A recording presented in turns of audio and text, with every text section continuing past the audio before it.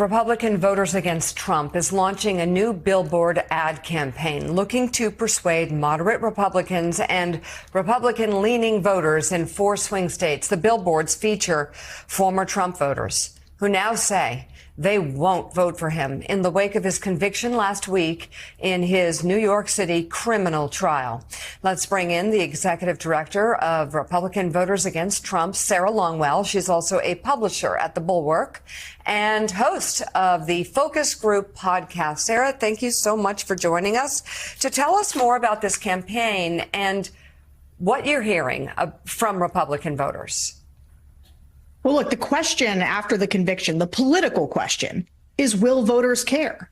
And from our perspective, you have to help make them care, right? The Republicans are out there right now, and they are building their own narrative, building their own echo chamber. They are all singing from the same song sheet that this was rigged, that we have a 2-tier justice system. But we have to go on offense right now and make sure that voters understand how unique, how historically unique in a desperately dark way it is to have a convicted felon running for president. And so our program, Republican Voters Against Trump, it hinges on a key theory around permission structures, which is you need credible messengers to speak to these swing voters. And so we have hundreds of people who voted for Trump in the past. Many of them have voted for him twice, who are explaining, and there's testimonials all over our website, explaining why they won't vote for Trump again.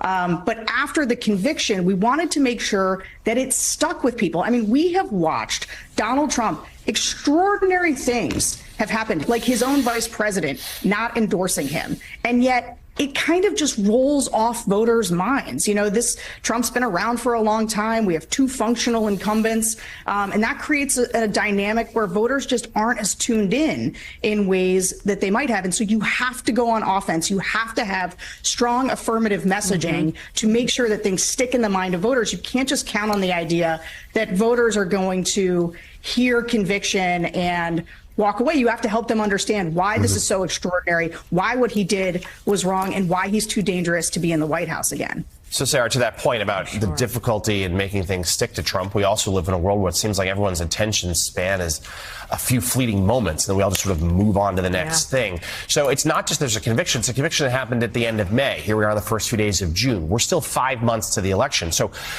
how do you get it to resonate, to stay in the forefront of voters' minds, not just now, but as they head into the ballot box?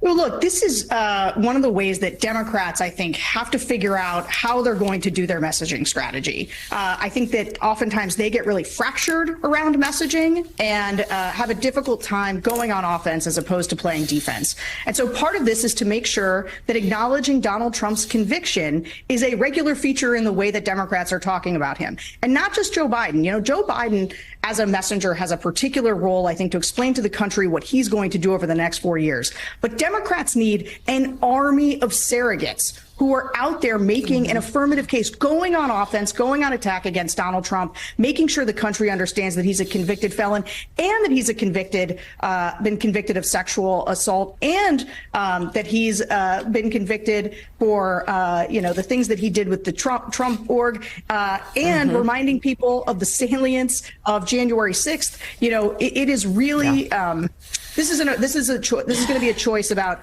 who people dislike more, who's the lesser of 2 evils, and you've got to help voters understand that Trump is the greater of the evils.